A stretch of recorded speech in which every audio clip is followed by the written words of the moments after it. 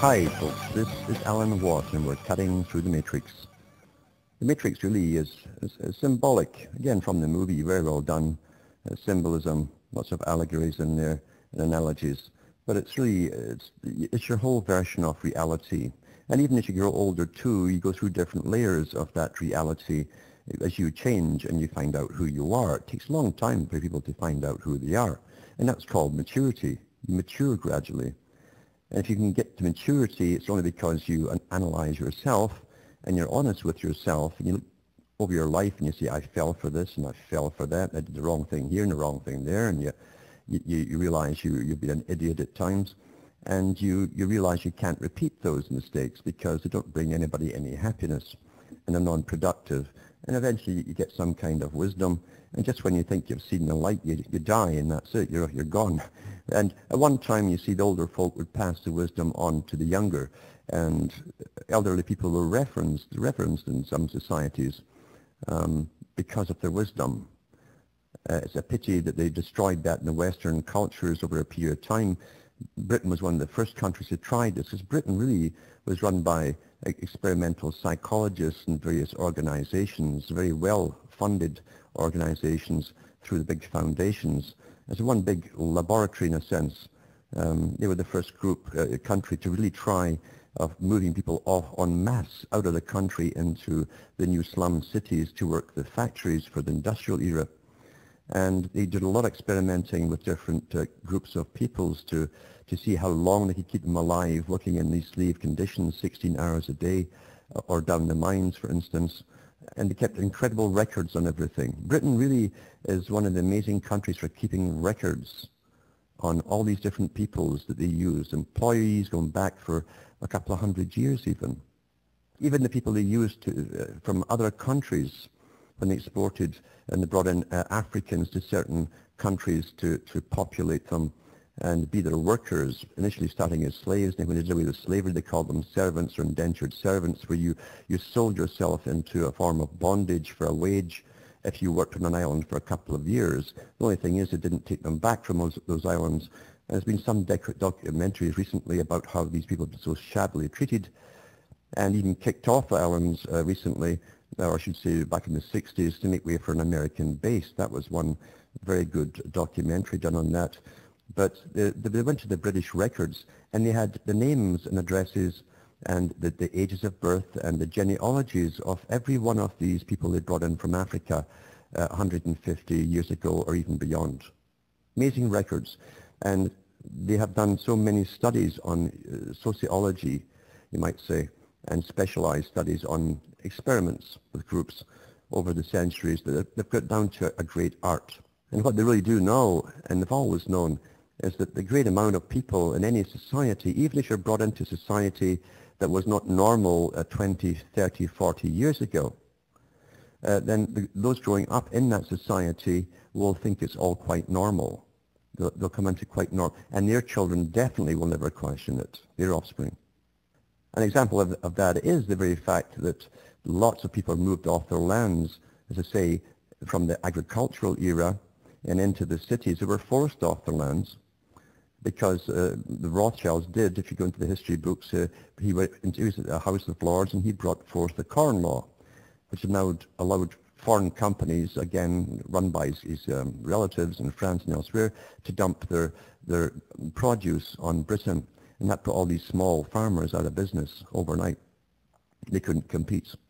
So they moved into the cities as planned and became the slaves for a long, long period of time. And the carnage was awful. The conditions was awful. 20 to a room sometimes we were crammed into in these places. A horror story. Even Benjamin Franklin commented on it. When he went over there, he said there's hundreds of people coming out of factories. One factory he watched was a shoe factory, and he said that not one of the workers had a pair of shoes on them. They couldn't afford the shoes they made. And they're all dirty and living in squalor and rags.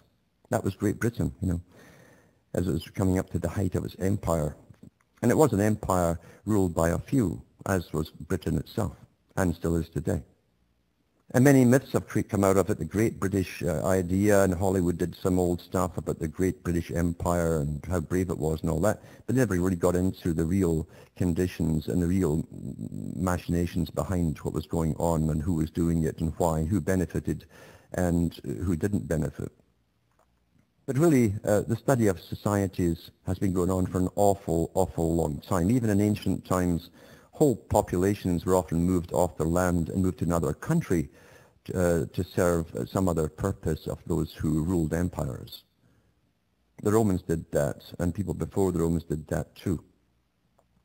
And what you find is that they understood in ancient times as well how to manage peoples, how to manage cultures, how to manage them into new countries and give them a new culture, which they knew as long as one generation was born within that culture, they'd think it was all quite natural. And then the second generation would definitely never question it. That's the same as it goes on today. We don't question anything. The children of today naturally don't question how their parents lived or their grandparents lived. In fact, they have no interest whatsoever. And if their parents don't warn them that anything is coming up or coming down the road that could be of harm to them in some way, then they think it's natural, because all mammals look to an adult to warn them of its dangers and what it should be wary of. When you have one conditioned generation and they think everything's just swell and wonderful and very altruistic people are taking care of us, then the children of those parents will never question that. They'll think it's all quite natural. But what is also true is when we move into these new naturals, everything becomes a new normal, you see, very quickly in society. You'll find that most folk, like Walter Lippmann, for instance, Walter Lippmann, he was an intellectual and a Pulitzer Prize winner, but I mean, he wrote a book called Public Opinion in 1922. He was a good friend of Bernays, that again designed the American Consumer Society, and Bernays himself was a nephew of Sigmund Freud.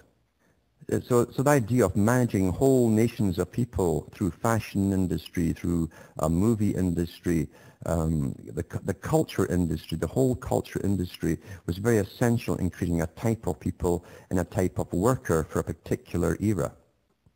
And we went through the manufacturing period of that in the Western world and in the US and Canada. That's all gone now. We're in a service economy.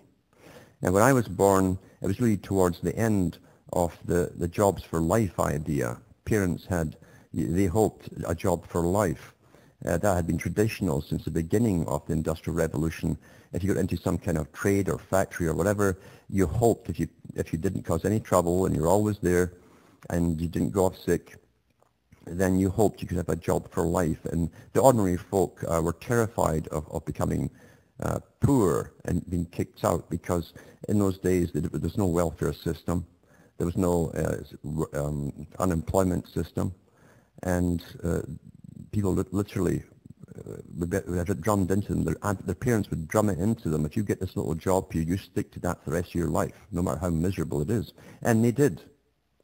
And the odd thing happens too, as though even it becomes more and more miserable, and the conditions are awful, and even as they cut back on your wages, because the ones at the top are designing or bringing in a new system, those in the old system will fight, if they can, to keep that old system, the workers themselves. Even though technically they have no say in it at all. They have no say whatsoever. Getting back to Walter Lippmann, he called the masses the great beast, the same as Alexander Hamilton did in the US. When he was asked about the masses, he says that the people, sir, is a beast, he says. That was a typical class statement on the lower classes from the upper classes. And Lippmann called him, this great Pulitzer Prize, where he called him like a great beast. He called him a bewildered herd that needed to be guided by a governing class. By the way, Arnold Schwarzenegger made a similar statement quite a few years ago when he was running. He said that people need people like me to tell them what to do. They're too stupid to run themselves. They need people like me to tell them what to do. And Lippmann described the ruling elite as a specialized class whose interests reach beyond the locality. And it's run by experts and specialists and bureaucrats. He called these experts the elites himself during his Pulitzer Prize speeches. And he said the bewildered masses, the herd, actually called them the herd, the bewildered herd, has only one function, and they're just the interested spectators of action. They're not in action themselves. Most folk, and that's true in the general society, and the neighbours you know, and your little society, community you live in, they're not action-orientated for anything. They really want things to stay the way they are. That's a natural thing. Peaceful, quiet, and predictable in their own lives. But really everything is outside of their hands, because governments make decisions all the time. Governments now are international. They've all signed on to international treaties. And when something's decided in some faraway country, you can find everything that happens in your own country suddenly turned upside down overnight. So it does change all the time. And we are the bewildered herd to an extent. We're the last to be told why. Those in academia know why, because in upper academia, they know why, because they get taught this stuff. But for the general people, they're not told, and the media certainly doesn't go into any depths of anything to explain anything to you whatsoever. Again, it was only the responsible person who belonged to this elite ruling class, and that's how Lippmann called them, the responsible person. He said that the people within the masses are irresponsible. They're just followers. They do what they're told. The responsible people had the right to rule and direct the direction of the world. Back with more after these messages. This is Alan Watt. We're cutting through the matrix, trying to explain something in a brief period of time, which really is, it's not that complex, but there's a lot more to it. But basically it's how we go through the generations, and generations accept their own time. The time they're born into is quite natural and normal, and they're guided into the next changes, in the compliance of the next changes, by different forces which they're generally unaware of. They're given even slight things to go for, like environmentalism, and this has been done for environmental purposes, and that's good enough for them. They go with it, even though they'll pay through the nose for it and pay extra and all the rest of it. And they'll never question who benefits off that, and the big businesses that benefit off it too, and where the money goes. They never question these things at all. So there's a truth to the fact that most of the public are really in the dark, and they're quite content to be there. There's a definite truth there. Most folk want to be comfortable, live a good long life, do the things they like to do, whatever their entertainment is or whatever, and hopefully they want to die in bed. And good luck to them if they can get to that stage these days. And at good old age, that is.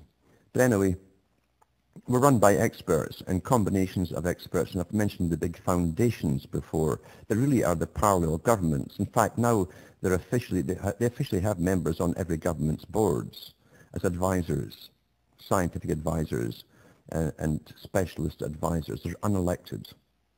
Exactly what the Club of Rome said they would bring in, because democracy was too cumbersome, they said. There were too many conflicting parties. It's hard to get the big herd, as they call it, moving in a direction they want planned, or they have planned, because we don't like moving. We like the way things are, generally, you see. But they've got the plans for us. And Lippmann, again, with Bernays and all these different people, they all knew each other, by the way. And even the Huxleys corresponded to them. All these guys who were into social engineering all corresponded with each other. And they attended world meetings with scientists on how to organize and bring in planned societies back in the 1920s and even before. But this is also what Lippmann said. Now, I've talked about the manufacture of consent before, and some of the think tanks that are out there, some of the foundation think tanks, and some of the foundations themselves have branches which do nothing but go across other big think tanks, because they all network together on the same agenda and their specialized areas, and they bring them all to consensus, getting them all on board on the same topics. So whenever they vote for something, their whole voice, all their power goes towards this or that, you see, environmentalists or carbon taxes or whatever it happens to be. They build consensus. And it's also very political, because within those associations and within politics themselves, they smell which way the wind's going, where the power is going, where the money is going, and where their future is going, and they want to get on board too. So they have consensus with it. They consent to it as well. Lippmann said back in the 1920s is that the manufacture of consent is capable of great refinements no one, I think, denies. The process by which public opinions arise is certainly no less intricate than has appeared in these pages, and the opportunities for manipulation open to anyone who understands the process are plain enough. As a result of psychological research, coupled with the modern means of communication, and that was in the 20s, look what they've got now with communication, the practice of democracy has turned a corner. A revolution is taking place, infinitely more significant than any shifting of economic power, under the impact of propaganda, not necessarily in the sinister meaning of the word alone. The old constants of our thinking have become variables. It's no longer possible, for example, to believe in the original dogma of democracy. That's in the 1920s, long before the Club of Rome, which simply followed the same mandate of this group. And they published that in the 1990s, that democracy was just too cumbersome, unwieldy. So he said here, the old constants of our thinking have become variables. It's no longer possible, for example, to believe in the original dogma of democracy, that the knowledge needed for the management of human affairs comes up spontaneously from the human heart.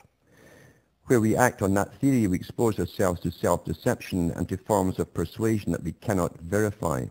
It has been demonstrated that we cannot rely upon intuition, conscience, or the accidents of causal opinion if we are to deal with the world beyond our reach.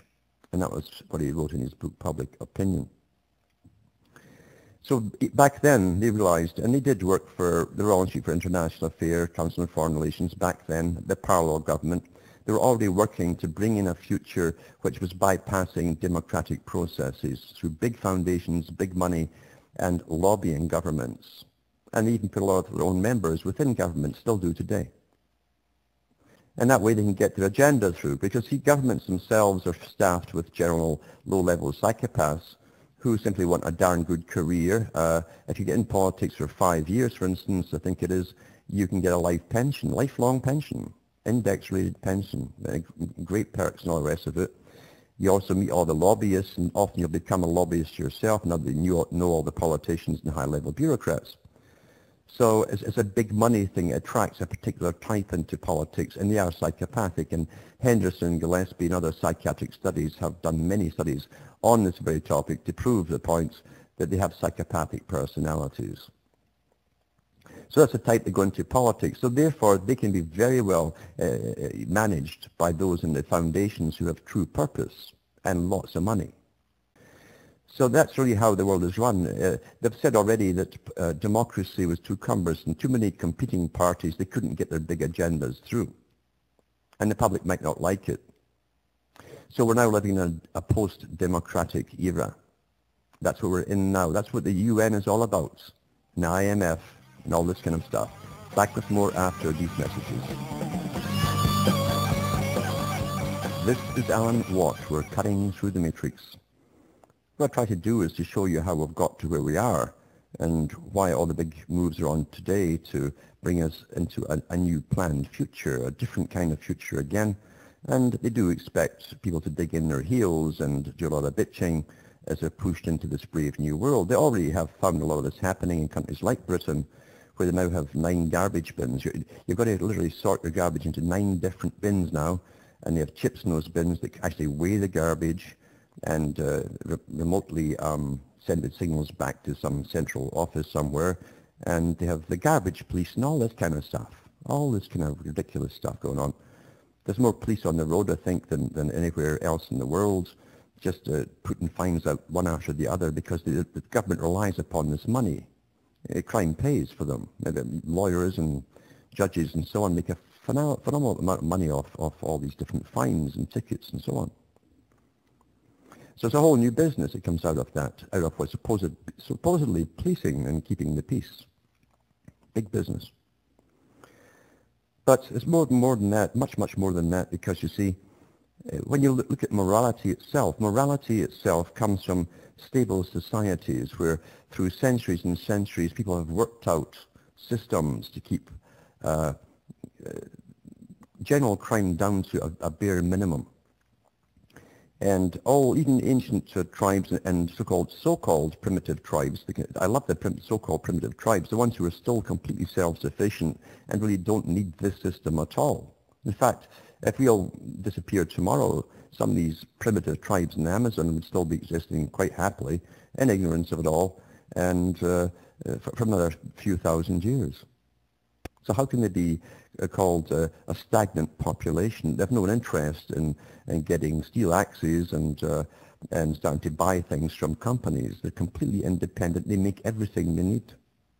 But in societies that we have grown up in, which are all really artificial, based on economics and economic systems and banking systems, with big armies that come out of it for conquest and empires, and we use the same excuses today as we did, as the Romans did.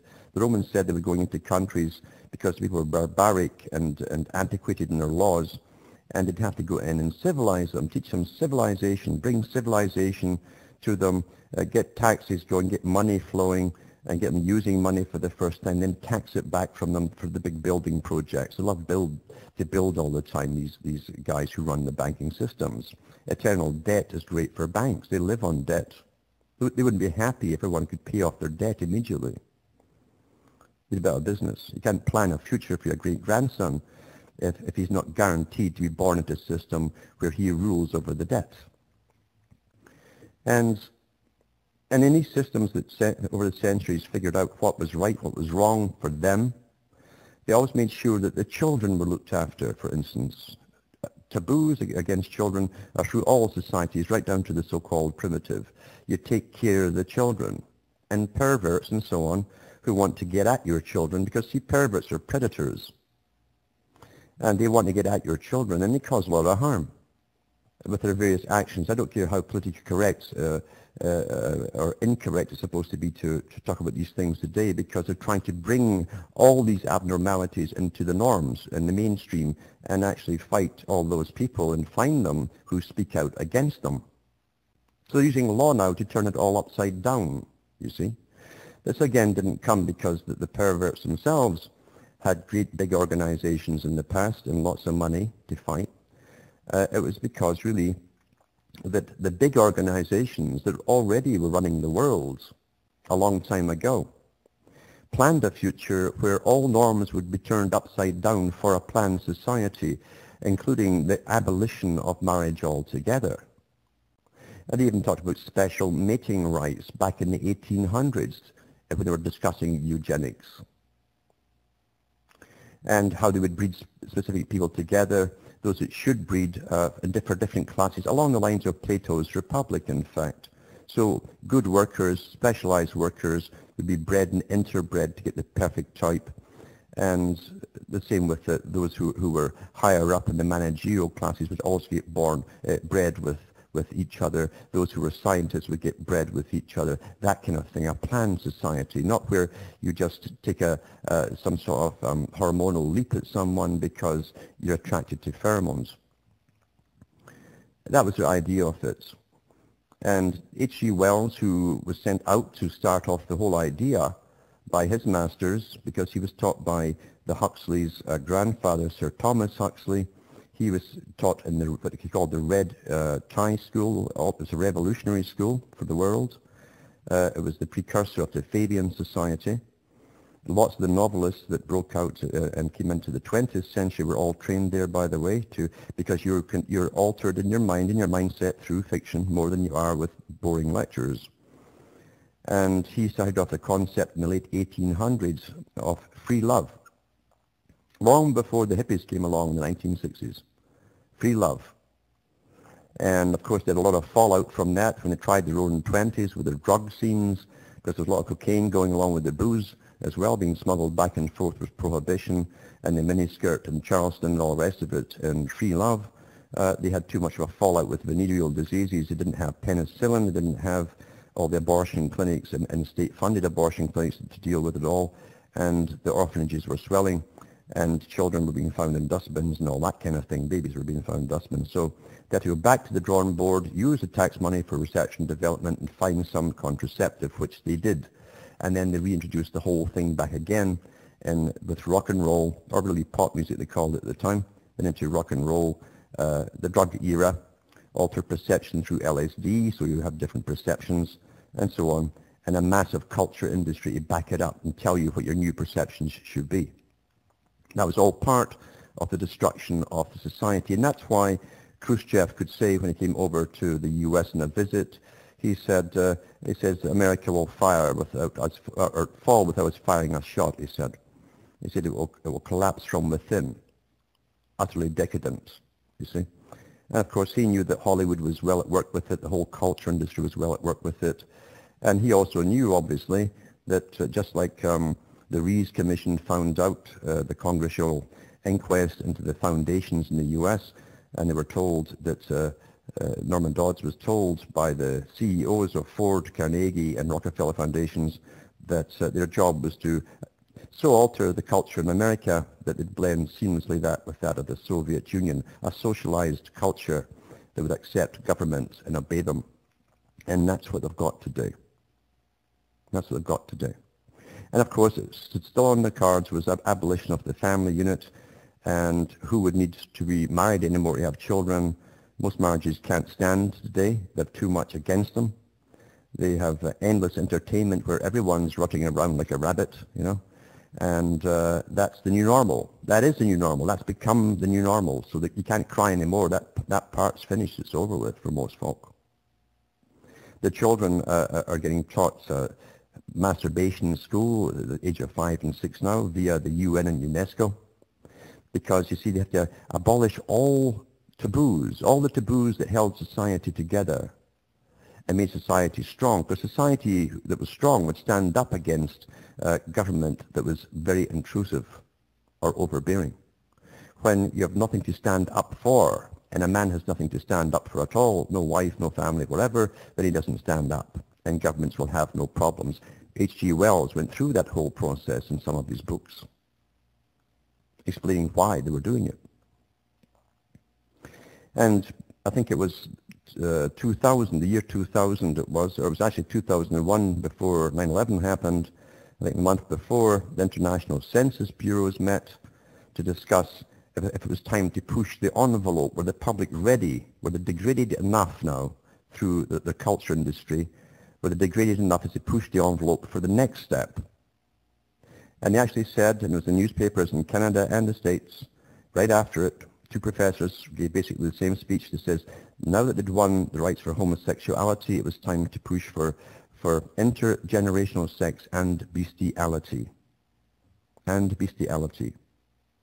Now this is being re-pushed again in Britain by the government, by the British government, yep. And it's the Liberal Democrat Party. It's interesting too, Khrushchev also said when he was asked about communists in America, he says, oh, in the West we don't call them communists, we call them liberals. Same agendas, same groups. And this article is from it's from the Christian Institute, it's called. It's from other papers as well. You'll find the same article.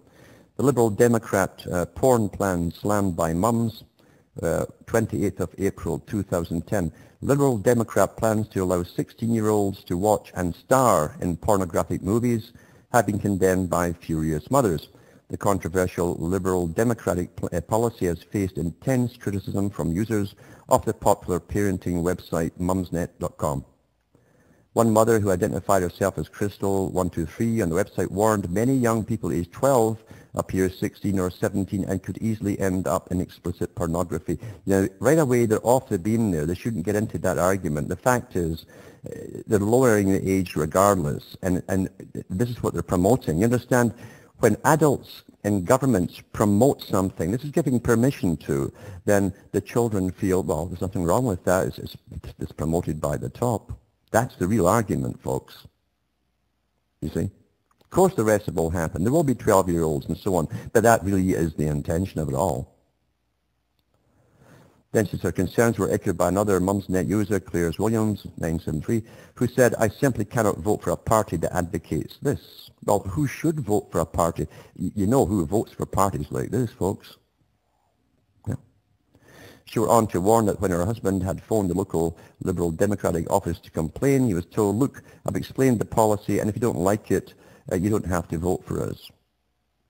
The controversial policy was passed by a large majority at the party's conference in 2004, and earlier this week the party confirmed that they stood by it. But a Liberal Democratic spokesman added, "Our manifesto sets out what we will do in government. This policy is not in our manifesto." So that's doublespeak. It is currently the legal age for watching and appearing in pornographic movies is 18. Well, see, age really has nothing to do with it. Why do you think they've degraded the whole of society? And you understand, too, it's intergenerational. We've all been contaminated. Everyone who's listening to this show has been brought up contaminated with what you thought was entertainment. Contaminated beyond what your parents were, a little bit more, and they were contaminated a little bit more for what their parents themselves were at. Their great-grandparents are the little ones who could come from the past and look and say what on the earth has happened. You see? The more you accept, the more you will accept. And then eventually it's no big deal. You can't watch any movie today without blood, guts, and lots of sex of all kinds. And it's all propaganda. It's all indoctrination into this is okay. And it's really beyond it now because the children are taught all this stuff in school. Very, very early. And that's what Bertrand Russell says. If you can teach them this stuff in school, and when they're pre-pubertal, it says encourage sexual activity. They'll never bond with anyone in their life. And that was the intention of their group. Never bonding in for life. No families. They don't want families. And again, not Orwell, but others said it too, but they all said the same thing, in fact. But you'll find that H.G. Wells said, when the average person has no family to stand up around them, then government can speak right down to the individual with no one to help them. You'll be helpless. Psychologically, that alone disables you. You crumble. So that's what's happening there. That's your beautiful Liberal Democrats. And believe you me, they'll go a lot further. This is just pushing the envelope step by step by step by step. That's all it is. Because they want intergenerational sex altogether. There's a lot of pedophiles involved in all of this. And see, people who are really into lots and lots of pornography when they're young. And when they're fed pornography along with violence, you're watching combinations of movies with them both in it, and sometimes one or the other. Then they both get intertwined together, violence and so on, and pornography. And that is where they get their kicks, is where you're doing something naughty. Perverts love to do something naughty. That's why they're having all these fetishes and so on. They're fixed with fetishes. It's imprinted in their brains often. And now they want power to make sure that they create their kind of world, to destroy all the old. Remember what they said, to bring in the New World Order, they must destroy all of the old world order. That means all your cultures, your moralities, everything has to go out the window. And that's happened. That's happened. And just to follow that one up there, here's in the Telegraph, same country again, Britain, and it says here, 3rd of May 2010, Christian preachers arrested for saying homosexuality is a sin. The guy was set up, I can tell by the write-up. A Christian street preacher was arrested and locked in a cell for telling a passerby that homosexuality is a sin in the eyes of God. And originally posted 2nd of May 2010. Dale McAlpine was charged with causing harassment, alarm, or distress. Now, you remember that it's like now someone can actually charge you with distressing them. After a homosexual police community support officer, you've got garbage support officers, bylaw for smokers officers, and you've got homosexual police community support officers. No kidding. In that country. Overheard the minister reciting a number of sins referred to in the Bible, including blasphemy, drunkenness, and same-sex relationships. The 42-year-old Baptist who's preached Christianity in Woking, Cumbria for years said he did not mention homosexuality while delivering a sermon from the top of a stepladder, but admitted telling a passing shopper that he believed it went against the word of God. Police officers are alleging that he made the remark in a voice loud enough to be overheard by others and have charged him with using abusive or insulting language contrary to the Public Order Act. Mr. McAlpin was taken to the police station in the back of a marked van and locked in a cell for 7 hours on April the 20th, said the incident was amongst the worst experiences of his life. I felt deeply shocked and humiliated that I had been arrested in my own town and treated like a common criminal in front of people I know, he said. My freedom was taken away on the hearsay of someone who disliked what I said, and I was charged under a law that doesn't apply. Christian campaigners have expressed alarm that the Public Order Act, introduced in 1986 to tackle violent rioters and football hooligans, is being used to curb religious free speech. So, that's Great Britain. What a sewer it's turned into, utter sewer. Back after these messages. Hi folks, I'm Alan Watt and this is Cutting Through the Matrix. And we'll go to the phones now, and there's Tony in Massachusetts there. You there, Tony? Yes. Can you hear me? Yep. Mm-hmm. Okay, I had just want to say, great show. I've listened to it for about 3 or 4 years now. The question I had for you is, well, first is a statement. In view of the prostitute relationship or the whorish relationship that organized religion has had over the many, many eons of time, or centuries of time, with the political element of the world and the elite, the globalist. Mm-hmm. We know that it's surprising, well, not surprising, that they've been eerily silent, aside for a few of them. They've really been eerily silent in regards to the things that are coming down upon the world right now. Mm-hmm. This agenda that's being forward. In fact, a lot of them even come out and stand behind it. Yeah. Now, my question for you is, at some point, we know that at some point, and you've even mentioned the fact that they want to bring in their own new religion, and in fact, they may, they show kind of a hostility, a love-hate relationship with organized religion as we know it today. Mm-hmm. Yeah. And do you see at some point them, just cutting them loose, saying, hey, we don't need you anymore. You've served your purpose. Mm-hmm. Our relationship with you is over. And I'm talking about all the religions, especially the Christendom as we know it. Christendom has been absolutely reprehensible in their conduct, mm-hmm. preaching one thing and then, of course, doing another. Yeah, yeah. And that's the problem with all mainstream religions end up supporting the state, and that's money, the commercial system, and the wealthy. And of course, it's no secret that even the Church of England would often, the people who came into the Church of England at the top traditionally used to either come from the wealthiest families, the noble families, and go into the army or into the priesthood, and they would become the bishops of England and so on. So it's always been kind of wishy-washy in England, but tied completely to the system of monarchy and elitism and rulership, but having an obedient, quiet society. So that part's all true. Roman Catholicism has already been changed drastically since the 60s, and it's got a lot of the New Age concepts within it as well. And it's become a lot of very politically correct in some areas with different priests and so on, giving out almost a completely new Catholic version of theology, and that's now accepted with the younger priests. So that's changing too, because the New World Order, and that's why you'll see the big people going over to the Vatican. You never destroy a big organization which controls or helps control the minds and morality of millions of people. You want to use it, but you'll change it over time until it suits your purpose into a New World Order. And that's where the Catholic Church is going now. It's only mainly those Christians who belong to the smaller sects or the US sects who are still trying to hold on to their traditional family beliefs. That's the difference.